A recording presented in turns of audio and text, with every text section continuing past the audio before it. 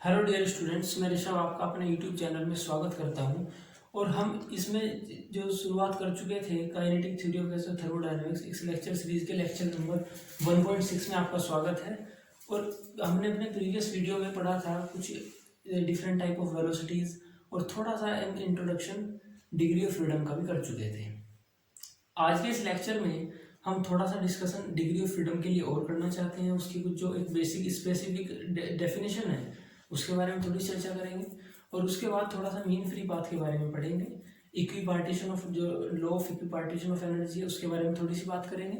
और आज के लेक्चर की यही आउटलाइन है, degree of freedom, mean free path और law of equipartition of energy और एटोमिसिटी, ये क्या फैक्टर हैं इनके बारे में हम डिस्कस करेंगे। सो स्टार्ट करते हैं degree of freedom.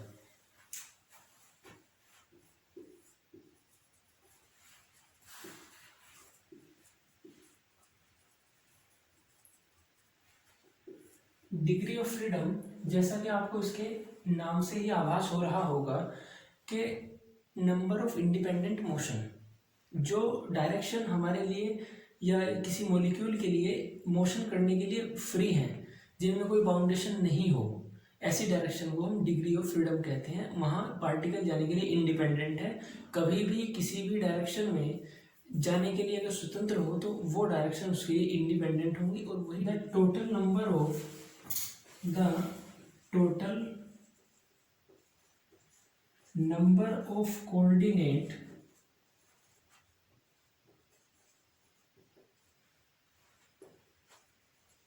are required to specify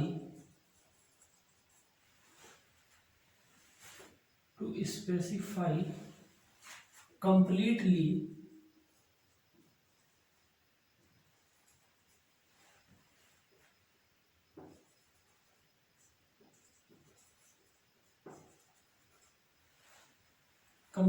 the direction, completely the configuration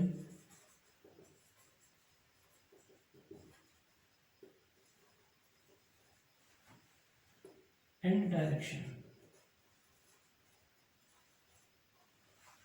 The total number of coordinates are required to specify completely the configuration and direction of the system. These coordinates are called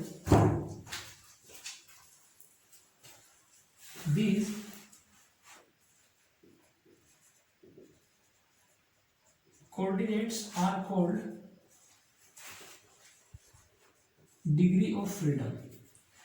सो हम ये कह सकते हैं कि जो minimum number of coordinates हों, जो किसी पार्टिकल की, किसी गैसियस मॉलिक्यूल की या किसी भी ऑब्जेक्ट की, वो डायरेक्शन को शो करें, जिन डायरेक्शंस में वो पार्टिकल फ्रीली मूव कर सकता हो, उसको हम उस पार्टिकल की डिग्री ऑफ फ्रीडम और वो कोऑर्डिनेट डिग्री ऑफ फ्रीडम कहलाते हैं। तो सपोज करो हम बात करते हैं मोनो एटॉमिक गैस के लिए।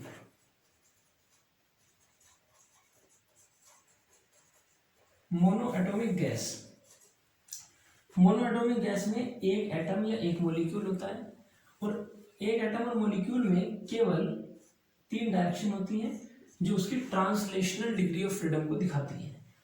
तो 2 तरह की डिग्री ऑफ फ्रीडम होंगे, ट्रांसलेशनल, रोटेशनल। तो translational degree of freedom mono atomic molecule के लिए, मोनो एटॉमिक पार्टिकल के लिए ट्रांसलेशनल डिग्री ऑफ फ्रीडम जो पार्ट होगा वो 3 डायरेक्शन होंगी, एक्स डायरेक्शन, वाई डायरेक्शन और जेड डायरेक्शन। सो मोनो एटॉमिक मॉलिक्यूल के लिए ट्रांसलेशनल डिग्री ऑफ फ्रीडम 3। इसमें रोटेशनल पार्ट नहीं होगा क्योंकि मोनो एटॉमिक मॉलिक्यूल का मोमेंट ऑफ इनर्शिया किसी भी एक्सिस के अबाउट 0 होगा। सो इसके लिए रोटेशनल पार्ट 0 होगा, रोटेशनल पार्ट विल बी 0। अब अगर आप बात करते हो डायएटॉमिक मॉलिक्यूल के लिए,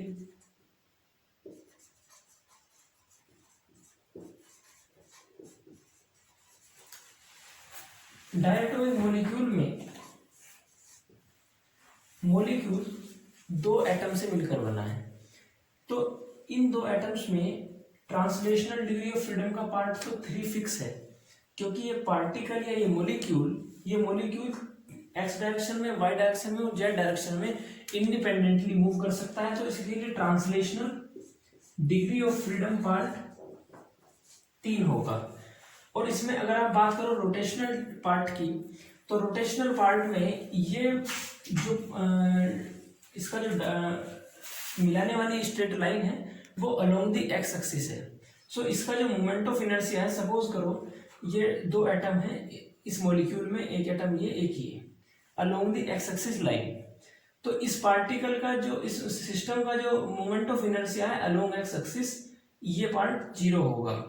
और ये इस तरीके से अलोंग द वाई एक्सिस और अलोंग द जेड एक्सिस ये रोटेशन कर सकता है। सो डायटोमिक मॉलिक्यूल में rotation part degree of freedom 2 होगा।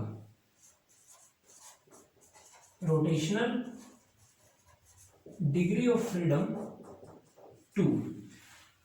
इसीलिए डायटोमिक मॉलिक्यूल के लिए total degree of freedom, total DOF is equal to 5 होगा। अब अगर आप बात करो ट्राई एटॉमिक या पॉली एटॉमिक मॉलिक्यूल के लिए,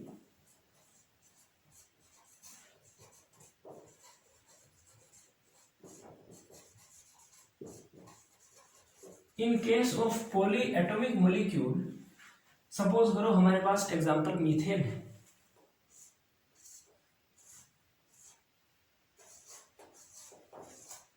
सेंटर एटम कार्बन और टेट्राहेड्रल शेप पर हाइड्रोजन एटम। तो इस केस में रोटेशनल पार्ट तो ट्रांसलेशनल पार्ट होगा,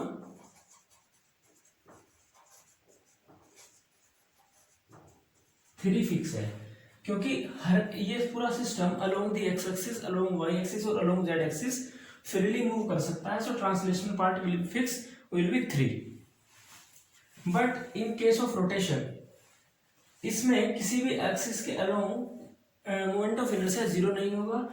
ये सिस्टम किसी भी डायरेक्शन में किसी भी एक्सिस के अलोंग रोटेट कर सकता है, along the X axis, along Y axis और अलोंग जेड एक्सिस। सो इसके लिए रोटेशनल पार्ट भी 3 होगा। तो total degree of freedom for poly atomic molecule will be 6। So इस तरह हमने देखा कि मोनो एटॉमिक, डायटोमिक और पॉली एटॉमिक मॉलिक्यूल के लिए डिग्री ऑफ फ्रीडम 3, 5 और 6 होती हैं। अब इसी बेस पर हम एक नया फैक्टर कैलकुलेट करेंगे। हम specific heat of the system, specific heat of solid और गैस एट कांस्टेंट वॉल्यूम और कांस्टेंट टेम्परेचर कैलकुलेट करेंगे। और उसी से एक फैक्टर होता है एटोमिसिटी, जिसको हम एडियाबैटिक प्रोसेस में यूज करते हैं। सो आप इसको एक बार नोट कीजिए और फिर हम कंटिन्यू करते हैं स्पेस करके।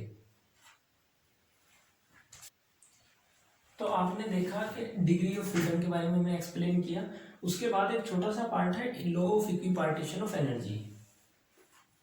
Law of equipartition of energy.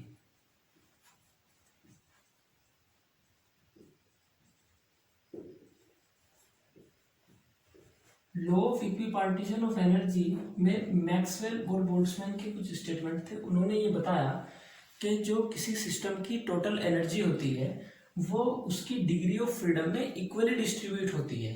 तो इसके लिए आप एक स्पेसिफिक स्टेटमेंट भी लिख सकते हो। ये लिख सकते हो कि total kinetic energy of any dynamical system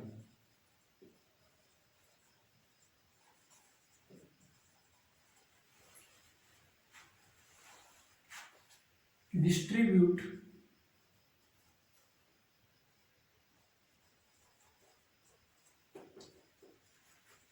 among its all degree of freedom। देखिए किसी सिस्टम की जो टोटल एनर्जी, जब हमने प्रेशर के लिए फॉर्मूला डेराइव किया तो वहां से हमने निकाला कि जो सिस्टम की एनर्जी है total kinetic energy is equal to 3/2 kT, ये हम सब जानते हैं।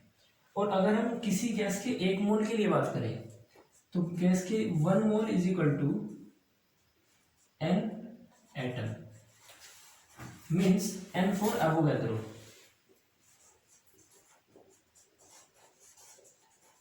एवोगैड्रो नंबर, ये एक मोल कंसेप्ट है। इसमें आप इस केमिस्ट्री में आप इससे परिचित होंगे, मगर मोल कंसेप्ट के बारे में सपोज करो कार्बन का जो एटॉमिक नंबर है वो है 12, 6C12 मीन्स कार्बन के 12 ग्राम में 1 मोल होगा, और 1 मोल कार्बन में 6.02 इंटू 10⁻23 कार्बन एटम होंगे। ये मोल कंसेप्ट है, ये आपको अच्छे से आना चाहिए। पूरी फिजिक्स एक तरफ और ये छोटे छोटे से कंसेप्ट एक तरफ। अगर आप ये छोटे छोटे से कंसेप्ट समझते हैं तो आप बड़ी बड़ी न्यूमेरिकल प्रॉब्लम्स भी आसानी से सोल्व कर पाएंगे। अदरवाइज आप कितनी भी हाई स्टैंडर्ड की फिजिक्स पढ़ लेना, कितनी ही बड़ी बुक से फिजिक्स पढ़ लेना, मगर ये छोटे से कंसेप्ट आपको क्लियर नहीं है तो पूरी फिजिक्स का कोई फायदा नहीं है। सो कार्बन के 12 ग्राम में 1 मोल है। इसी तरह से क्लोरीन के 35.5 ग्राम में 1 मोल है। और आप कोई भी पीरियोडिक टेबल से कोई भी एटम और कोई भी सिस्टम निकाल लो, उसके जो उसका एटॉमिक नंबर है उसके उतने ही ग्राम में 1 मोल है।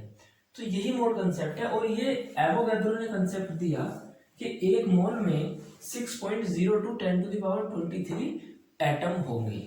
तो इस नंबर को उन्होंने एवोगैड्रो नंबर के नाम से बताया।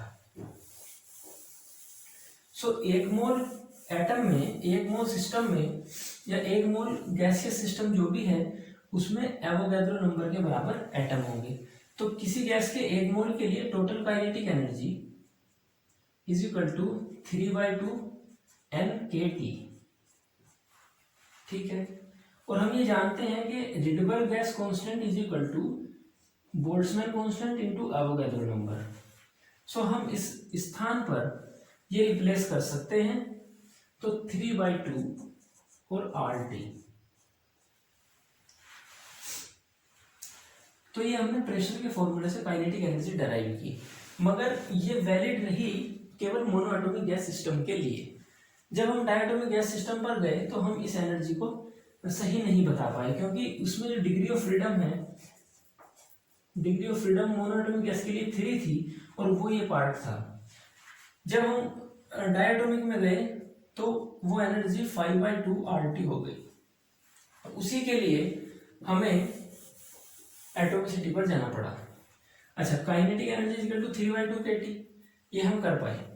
अब Cp is equal to specific heat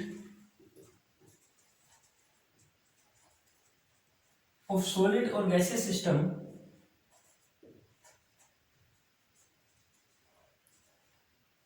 at constant pressure.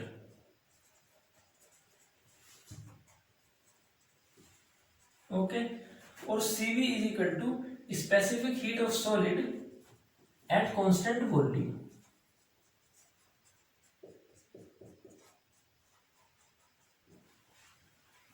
ठीक है। अब इसको हम यूज करते हैं, 1 मिनट में इसको रफ कर देता हूं।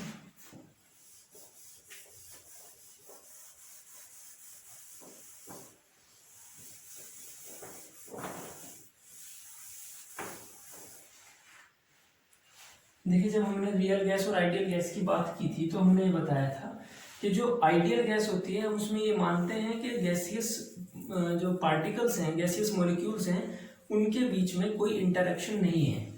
सो in case of ideal gas total energy, internal energy is equal to kinetic energy. Ideal gas system में पोटेंशियल एनर्जी का पार्ट 0 होता है। पोटेंशियल एनर्जी से कोई कंट्रीब्यूशन नहीं आता आइडियल गैस के केस में। टोटल एनर्जी, जितनी भी एनर्जी होती है वो काइनेटिक एनर्जी ही होती है। जब रियल गैस की बात करते हैं तो उसमें हम मानते हैं कि पार्टिकल्स के बीच में इंटरेक्शन भी है।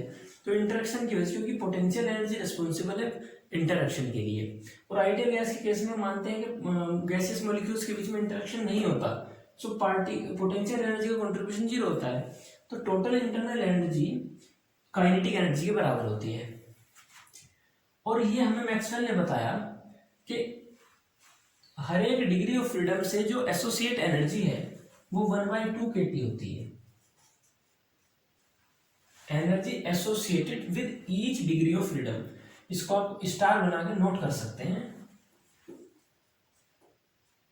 Energy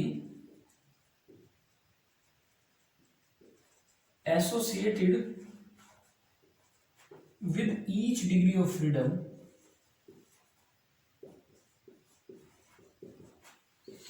one by two kT। अगर आप गैस के एक मोल के लिए बात करते हैं तो एक मोल गैस में n एवोगैड्रो नंबर एटम होंगे, और यदि सिस्टम की डिग्री ऑफ फ्रीडम हो स्मॉल n, अगर DOF is equal to small n, so energy is equal to n into n into 1/2 kT। तो U is equal to n/2 और K N T, तो n/2 RT। तो total energy means internal energy is equal to n/2 RT। अब हम ये जानते हैं, अभी हमने बताया नहीं, फर्स्ट लॉ ऑफ थर्मोडायनेमिक्स होता है किसी सिस्टम को दी गई एनर्जी, या आप थोड़े हम बाद में थर्मोडायनेमिक्स में डिस्कस करेंगे, मगर अभी थोड़ा जान लीजिए कि किसी सिस्टम को दी गई एनर्जी वो दो पार्ट में यूज होती है। Total energy is equal to increment in internal energy of the system and some work apply on it. तो delta Q is equal to delta U plus delta W, where delta W is the P delta V. अगर हम यहां से CV calculate करना चाहें, specific heat of solid या specific heat of gaseous system at constant volume, so du over dt integral du over dt differential du over dt plus p और dv over dt, but volume is constant, so this term is 0। So cv is equal to du over dt। So specific heat at constant volume is du over dt, और हमारे पास u की value है n/2 RT। So Cv is equal to du over dt is equal to n/2 R।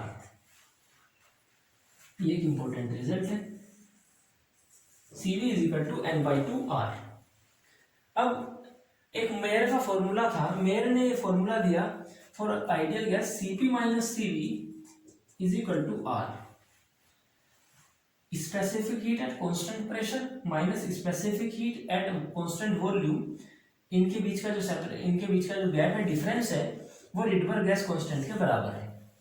अब हमारे पास अगर Cv की value हो तो Cv is equal to Cp plus R, तो n/2 R और plus R, so Cp is equal to n+2/2 R।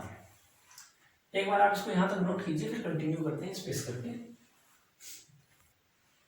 तो आपने देखा कि Cp specific heat at constant pressure is equal to n+2/2 R और Cv is equal to n/2 R। तो the ratio of the Cp over Cv is known as the atomicity. Okay, is equal to n+2/2 over n/2 cancel होगा, तो n/n plus 2/n, तो gamma is equal to 1 plus 2/n। ये एक important result है, इसको आप note कर लीजिए। हाँ, फॉर मोनोएटॉमिक,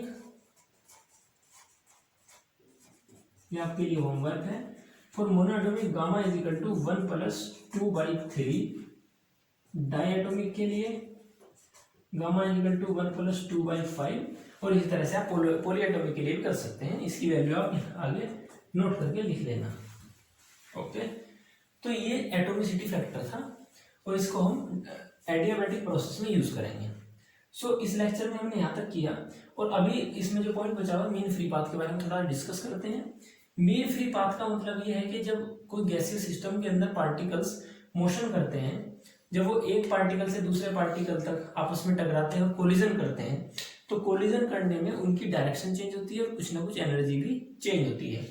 सो जब वो एक पार्टिकल, एक मॉलिक्यूल स्टार्ट होता है किसी गैसियस कंटेनर के अंदर और ये दूसरे पार्टिकल से टकराकर उसका कोलिजन हुआ, उसकी डायरेक्शन चेंज हुई, वो फिर जिगजैग पाथ को फॉलो करता हुआ किसी भी डायरेक्शन में मूव करता है। सो एक कोलिजन से दूसरे कोलिजन के बीच तय किया हुआ पाथ फ्री पाथ कहलाता है। एक कोलिजन से दूसरे कोलिजन के बीच तय की गई जो दूरी है वो उसका फ्री पाथ है, और एक मॉलिक्यूल जितना भी अपना डिस्टेंस ट्रेवल करता है उसको मीन फ्री पाथ बोलते हैं। सो λ1, सपोज करो एक कोलिजन से दूसरे कोलिजन के बीच की डिस्टेंस λ1, दूसरे कोलिजन से तीसरे कोलिजन के बीच की दूरी λ2, फिर ये दूरी λ3, ये λ4, और इसी तरीके से पार्टिकल सिस्टम अंदर मूव करता रहेगा। सो λ1 प्लस λ2 प्लस λ3 और dash dash dash plus λn, ये टोटल डिस्टेंस, हम एक फॉर्मूला जानते हैं, distance is equal to velocity into time. तो ये टोटल डिस्टेंस है, distance is equal to velocity into time. Okay, क्योंकि दूरी बराबर 4 गुना समय, वेलोसिटी इनटू टाइम। लेकिन मीन फ्री पाथ का मीन्स ये है कि number of consecutive path travelled by the particle λ1 plus λ2 plus λ3 plus λn। So if अगर हम इसे डिवाइड कर देते हैं n नंबर ऑफ पाथ से, सो इसको बोल देंगे हम मीन फ्री पाथ। तो mean free path lambda is equal to v bar t over n। This specific term is defined as the mean free path, where v is the velocity, t is the time और n is the number of collision बोल सकते हो आप, number of consecutive path बोल सकते हो। So mean free path के बारे में नहीं पढ़ा, और अगले आने वाले लेक्चर में हम पढ़ने वाले हैं ब्राउनियन मोशन। क्योंकि जब कोई भी गैसियस मॉलिक्यूल आपस में टकराता हुआ, संघट करता हुआ, कोलिजन करता हुआ consecutive path different path travel करता है, तो उसका पाथ जो होगा जिगजैग होगा। और उस जिगजैग पाथ को एक बोटेनिस्ट रॉबर्ट ब्राउन ने अपने नाम पर उसी मोशन को, उस जिगजैग पाथ को जो पार्टिकल ट्रैवल करता है, उसी को ब्राउनियन मोशन कहा। तो आज के लेक्चर को हम यहीं पर समाप्त करते हैं, और अगले आने वाले लेक्चर में हम ब्राउनियन मोशन और ट्रांसपोर्ट फिनोमिना के बारे में डिस्कस करेंगे। आज के लेक्चर में इतना ही। अगर आपको हमारा वीडियो पसंद आया हो तो चैनल को लाइक कीजिए, सब्सक्राइब कीजिए, शेयर कीजिए। Thank you very much.